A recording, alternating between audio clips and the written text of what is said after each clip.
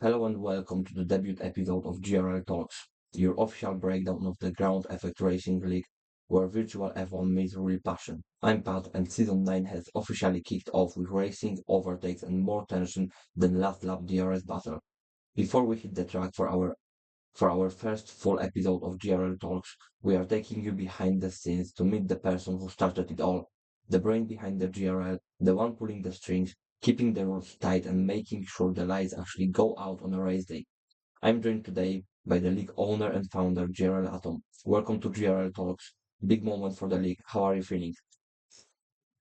Hi Pat, yeah, feeling well, thanks. And yeah, nice to be part of the not even first episode, but episode 0 of the GRL talks, and can't wait for it.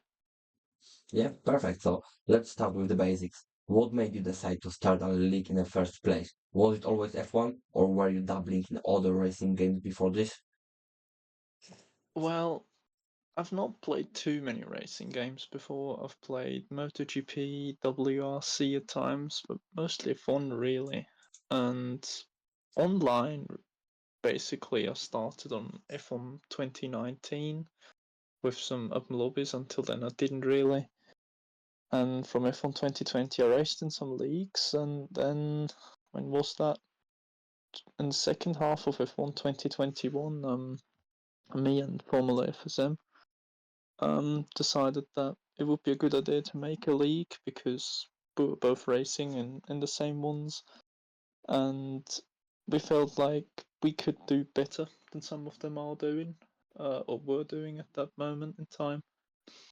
So we gave it a go, and yeah, that's Okay, so basically how it all started.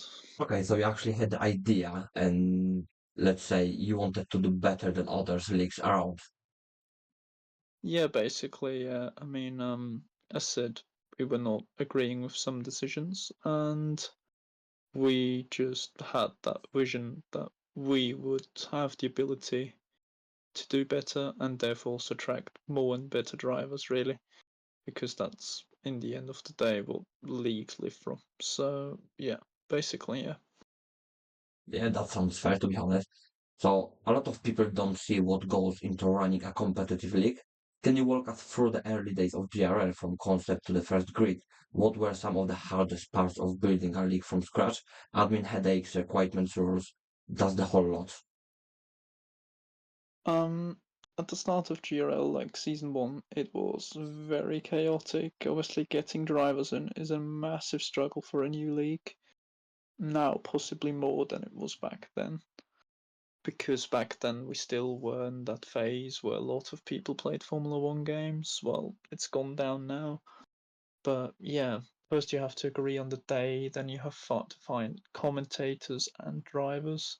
You have to find people that want to do stewarding. You've got to do the rule book. You've got to do the calendar. Well, FSM and me basically did that in just over 24 hours because we were very committed back then. I just checked the messages. It was around 1 2 days we needed for most of it. But yeah, I mean, the racing was chaotic at the start because the field spread was massive back then. But yeah, I mean, looking at how we set it up, it was mostly me doing like most of the bits in there, like asking the commentators when they can make it, putting the attendance out, looking who can reserve, new joining people if they want to race, if they can make the days, because it wasn't all written up in the server like it is now. I mean, now it's basically luxury. Yeah, a lot of people joined and they were annoyed, so you have to talk to them, like we do now. um, Obviously. when they're not happy with something, what's the cause of the problem, etc., etc. So yeah, it was very chaotic, and then looking back at it, I'm happy that we're past that stage because it just wasn't as professional, which I think is normal because you just learn. Yeah, But obviously yeah, you were just starting your journey with owning a league, a competitive league. So I mean, Yeah, back in that day, it was also like the end of the COVID time, so there was definitely more people playing the game because they were still at home. And yeah, as you mentioned, that now it's way harder to get the drivers in, and mostly also because most of the drivers they've got their real life commitments and they are racing in another leagues, so they don't want to like take too many races at once.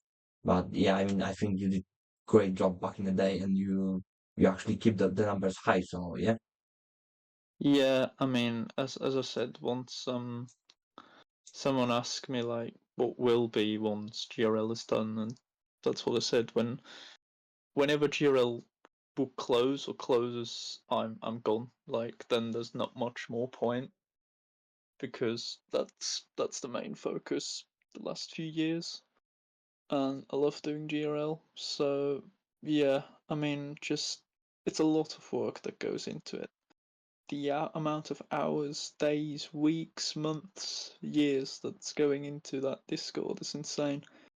But once you see a good race and people actually enjoying the races, it pays off. So yeah, we've got a very big community now, which is nice to see. But yeah, there are always improvements to be made, obviously. Yeah, that's good to hear. So there's a lot of F1 leagues out there. What sets GRL apart from the rest? Is there any philosophy or culture behind GRL, competitiveness, clean racing, community, that kind of things? I mean, people, I guess, would usually say like, we are clean. We've got the best drivers, but that's what everyone can say, really. I don't think there's like one thing that sets leagues apart. Um, because I think there are not really a lot of different ways you can run leagues. There are a few. Like as I said before, I think some leagues run in a way that they only have admins and no owners. So they all kind of are level with each other, which on one hand makes it very equal and fair, which I respect. On the other hand, GRL is obviously run in a different way, that it has founders or owners, then it has a head admin, then admins, and then steps down to team owners and drivers, etc.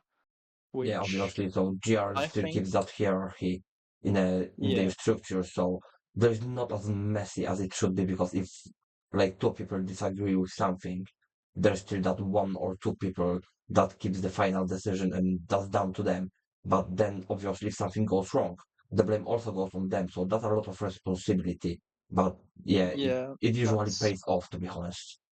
that's what Dara and me talked about before, because he also ran a small league before he joined GRL, and we said like obviously someone has to make a decision, and we always speak with each other when it's a really major one. And but yeah, I said someone has to make a decision, and I don't think we've ever been afraid of taking responsibility. But I said someone has to put things forward when it's a big announcement or a massive change, or even for minor ones for posts. And I think that's the best way GRL runs, because I think looking back at it, GRL in the way it has evolved is a very aggressive league, because when we want to implement things, they get implemented in a fast way, which isn't always what people like to see. But over the last 3, 4 seasons for sure, I don't think any of the decisions we've made has cost us in long term. So I think we've done really well. Obviously, we can always improve on ourselves. Um, but I think we've done well in evolving the league. So yeah, I think for now we've made the right steps for the league, and yeah, we'll see what the future brings. Yeah, we are looking ahead for that. So let's talk about this season. New game, new drivers, new teams. What got you the most excited for season 9? Season 9. Well, it's one season before double digits. Uh, um, it looks so competitive looking at the spreadsheets and the timings. Everyone looks so close, especially in the specific divisions. The placements look amazing. So I'm just looking forward to the racing and how close it will be. Because when people can go toe to toe, head to head, whatever you want to call it, it's it's great when you can see um, the competition that is out there.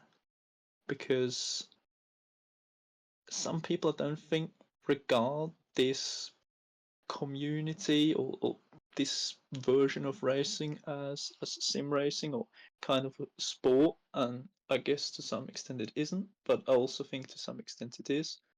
And just seeing people compete against each other and trying to improve while trying to enjoy themselves, which is what also sports is about, is very nice. So yeah, I'm looking forward to that combination of enjoyment and competition. And yeah, as I said, it's so close, so I can't wait just to get go racing and all the standings and results coming in and to see who will do well this season. Really, just classic answer. Yes, I mean someone has to come out on top of that at the end. So any teams or rivalries you are already keeping an eye on, and how do you see the competitive level of this year compared to last season? I mean, so far, obviously, we are all just after round one, but we already saw that some of the races, some of the drivers, and the quali session. So how do you see the competitive level of this season? Competitive level, I think, has raised a lot when we like compare this to F1 23, because I think if you have a 2 year gap, you can compare nicely.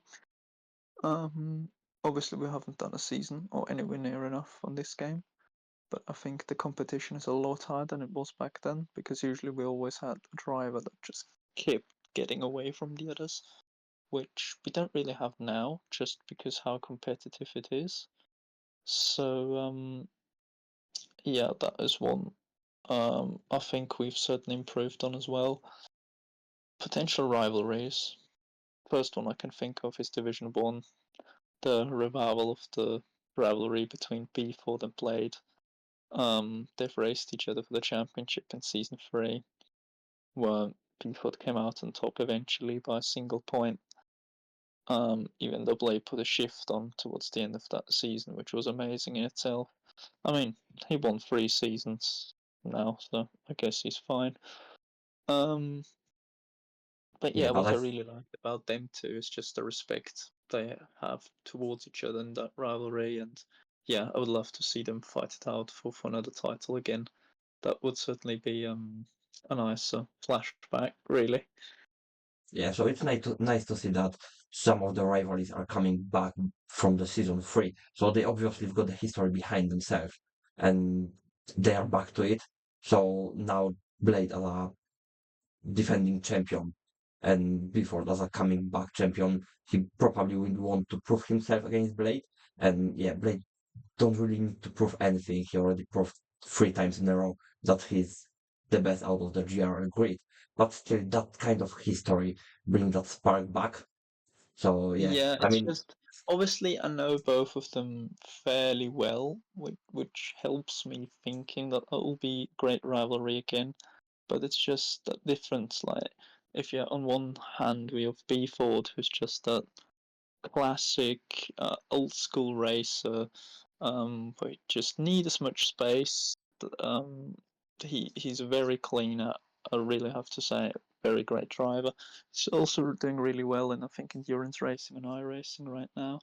And on the other hand, you have Blade, who is obviously empowered while Beeford and Will, and the amount that guy can push that counter pad is ridiculous.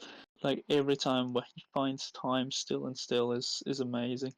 So yeah, if they fight it out for a championship, I might as well retire from my seat and just watch them race in Dig One, because that would certainly be amazing. So yeah, I mean there are multiple great rivalries, but that one I'm really looking forward to.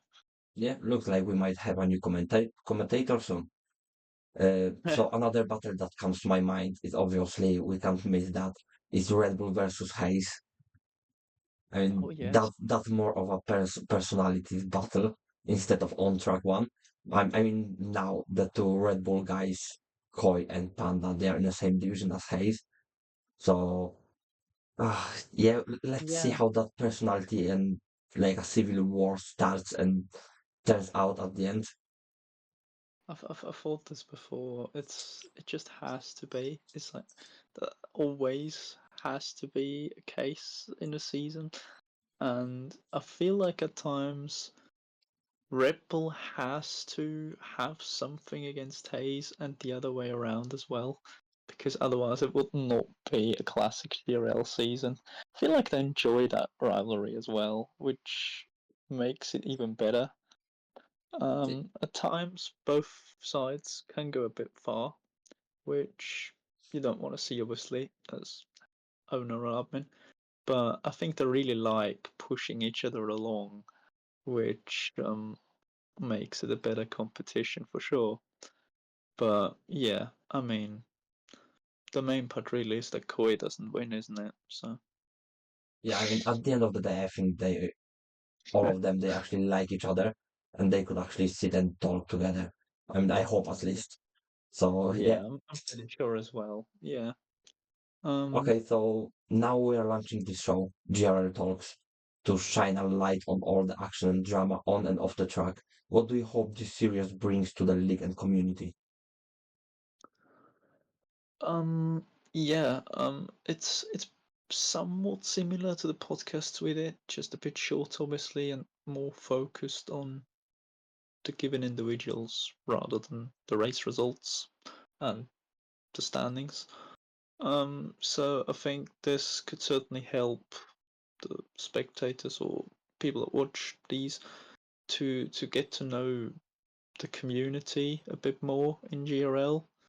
Like I just think most people from GRL will watch this.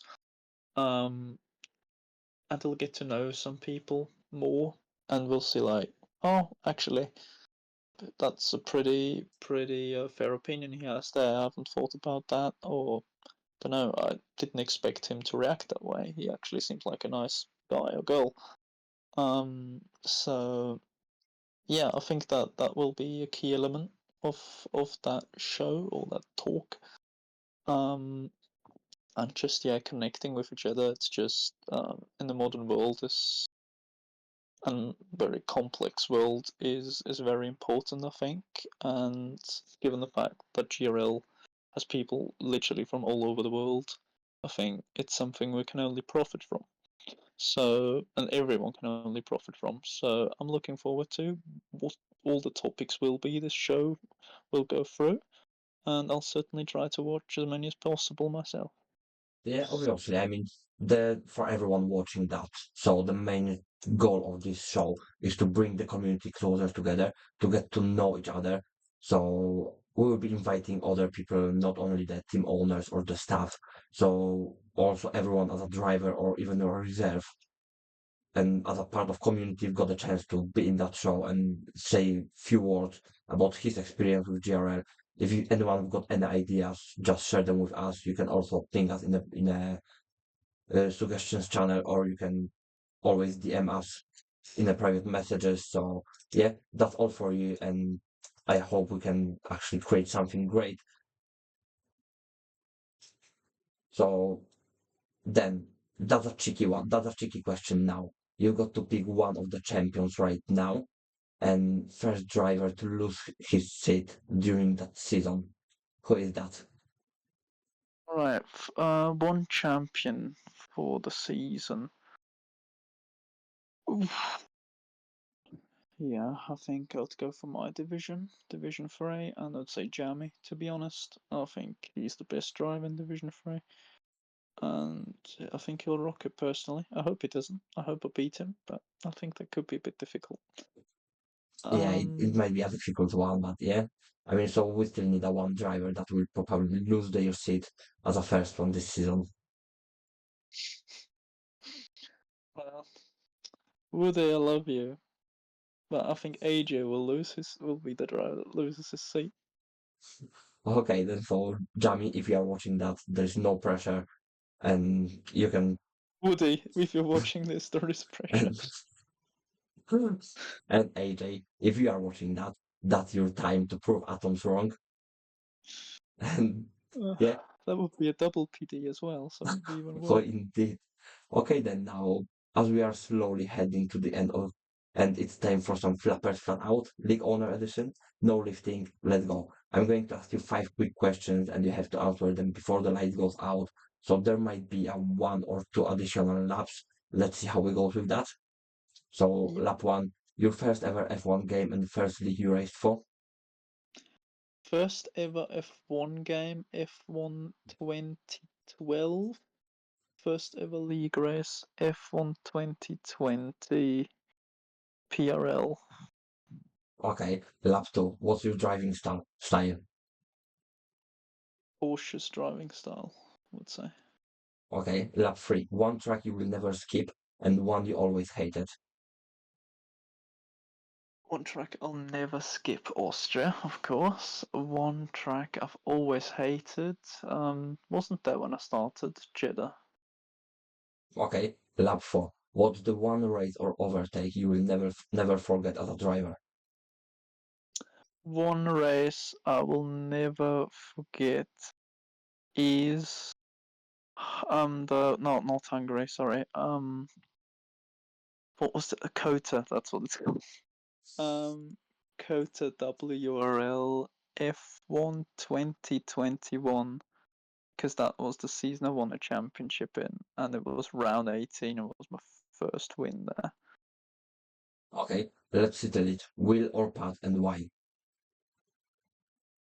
Well, I think everyone who says the pad is better to drive a car needs to be checked because it's not. But that's the device I'm using. So, but yeah, the wheel is better. Wheel is better, more natural and everything really.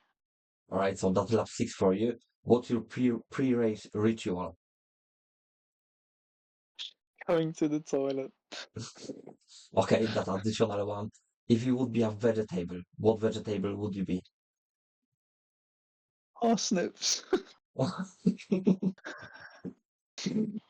Okay, dirty. 5 laps, no pit stops. The man who runs the league can drive the wheels of it too. Thanks to GRL for playing. More interviews, hot takes, and wheel-to-wheel breakdowns coming soon. This is GRL Talks. Don't blink. Atom, it's been amazing having you. You've built something special here, and now the F1 community gets to watch it evolve. We will see you back on in the paddock. And that's your Cheers. inside look at the heart of GRL from the founding vision to full throttle competition. We are just getting started, so keep tuned.